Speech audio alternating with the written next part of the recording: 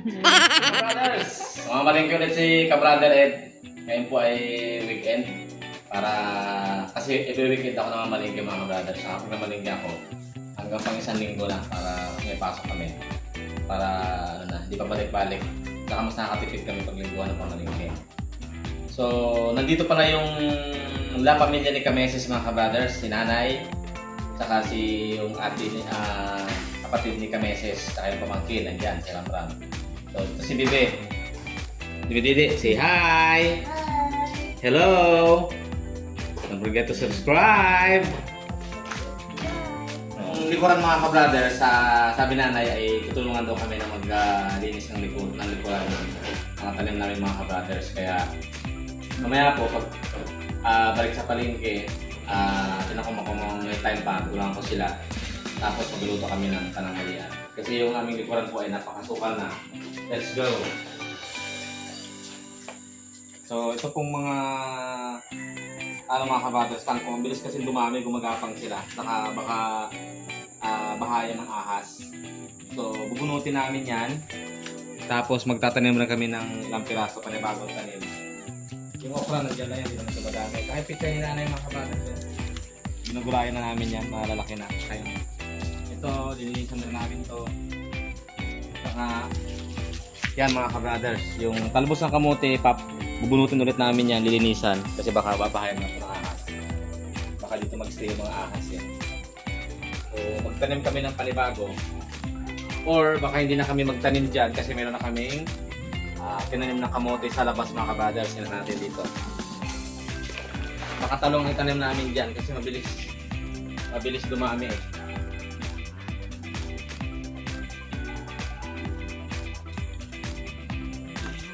Hindi mo lang gamagamatsan lang muna yan mga ka-brothers. Kasi dito yung yung talbos ng kamote, dito na namin nilipat sa labas. Yan, matataba. So pag ang kapitbahay humingi, ay pwede na rin sila humingi dyan. Saka malalaki na yung mga pagkagulayan na natin.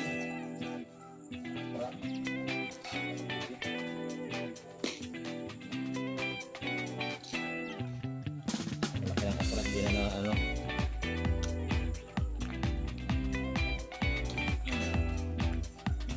Si Kananay Mercy po ang nagtanim nito. So minsan may nahingi kasi dito mga ka-brothers. Gaya niyang malunggay. So mga kapitbahay natin. So yun din naman po yun. Ito.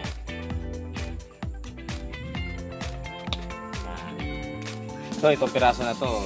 Sa palengke ito 20 pesos na to. Tanim ni Kananay. Nanay Mercy. O yan o.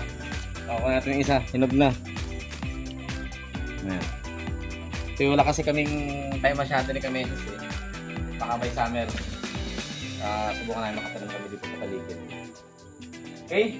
So mamaya, titinan niyo po mamaya yung pagkatapos po ng gamas na mahawanan. Sayang nga yung mga kangkong. Kasi mahal yun sa palengke yung kangkong mga ka-brothers. Pag binibenta, 20 pesos ang tali. Mabilis dumami. So kaysa naman kasi nakaraan, may nakita akong pumasok na ahas yun sa loob. Maliit lang siya na ahas. Kaya mas magandang linisin ko yung palibot para hindi bahayan. Kaya baka bigla pumasok sa loob. Mas delikado kung mga makamandag na ahas. Kasi yung katabi namin mga ka-brothers, nasukal yan. Yan, baka silo. Okay.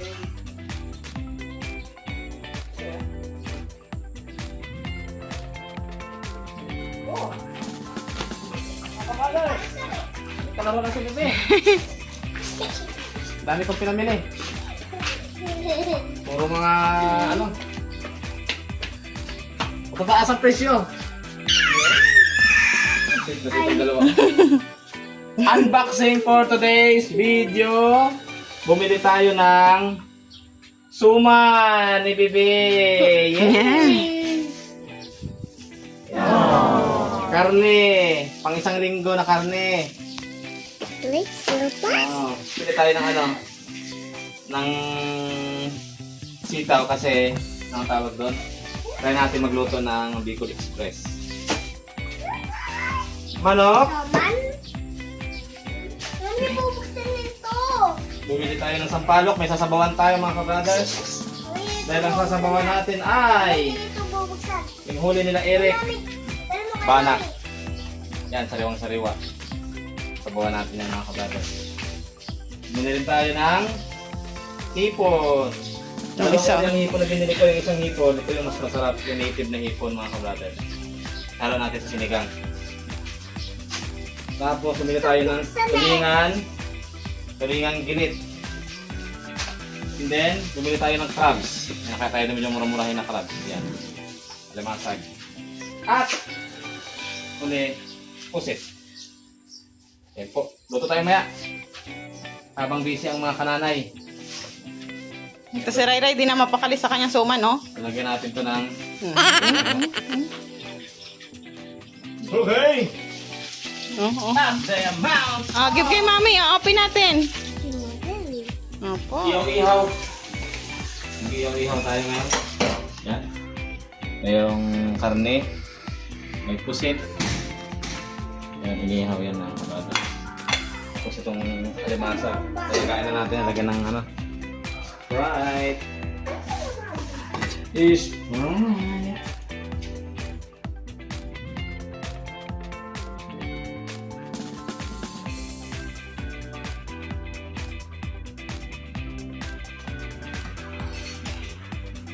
Mga brothers, ang mikos-mikos na pansit ni Kameses.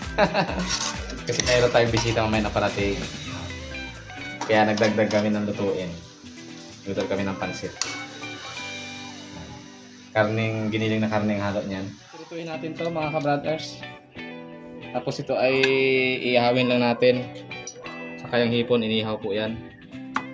Saka ito ay sigangin natin. Saka ito ay iihawin. So yan, kumukulo na yung ating sinigang na banak. Mga gusto ng sabaw. Pipiratuhin na po natin ang ating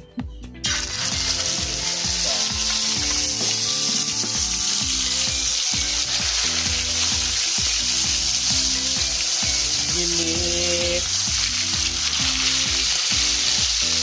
And then, itong ating biniyam po na malaking gayat.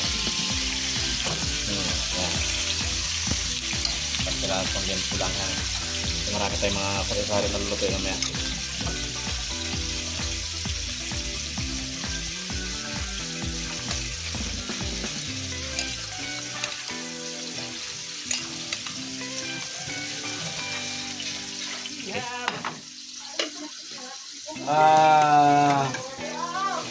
Yan, ulo ng banak.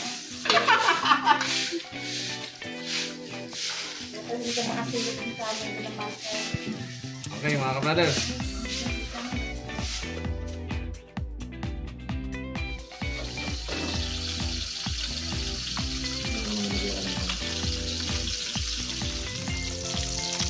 Sampalasa.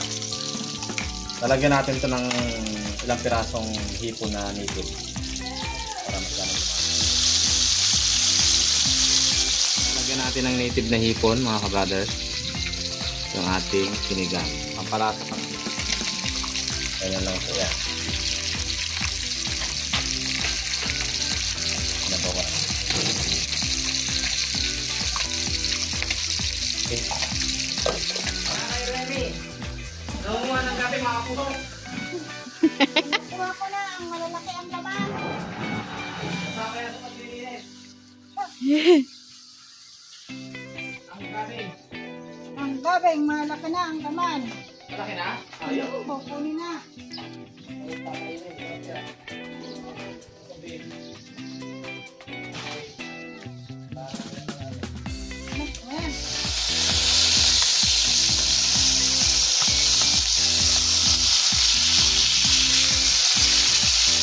And then, ilalagay na natin itong pusit.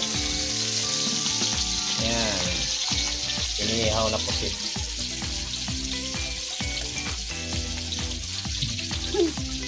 Iyarin lang po natin yung mga ka-brother. Para mas masarap. Okay.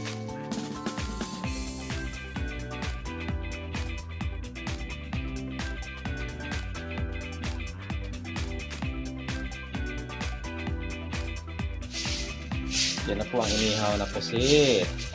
Ngayon, mag-iihaw naman tayo nitong hipon. Sarap yung hipon na inihaw. Yan mga ka-brothers. Kahit pa konti-konti pero iba-iba ang ating ulam. Masaya.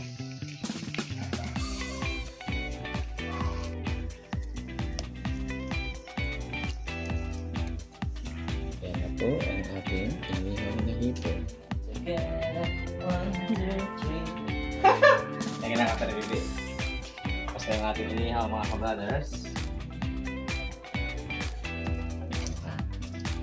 Ini, matamis-tamis yan ito, makatas. Okay. Inihaw na pusit at inihaw na hipon. At yan po, natapos na ang paggagamas. Mga brothers, kanina medyo masukal pa yan. So, nakakubos na po yung mga kangkong. Hanggang dito, talbos na kamote.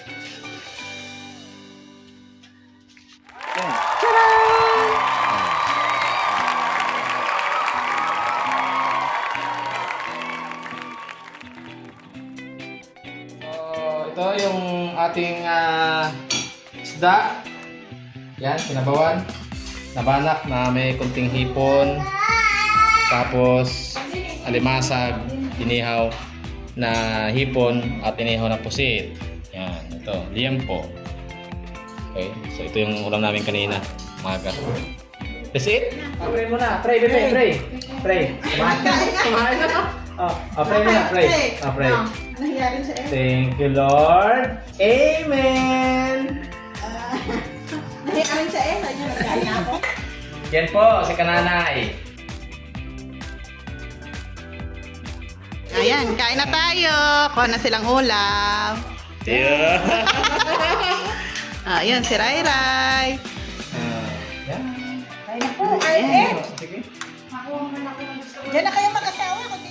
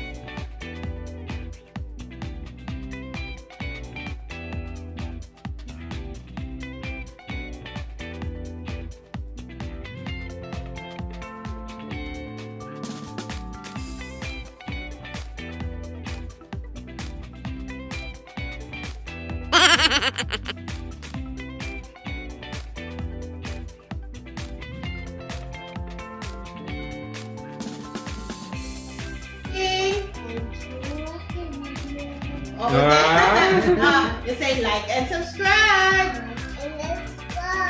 I love you. Bye bye.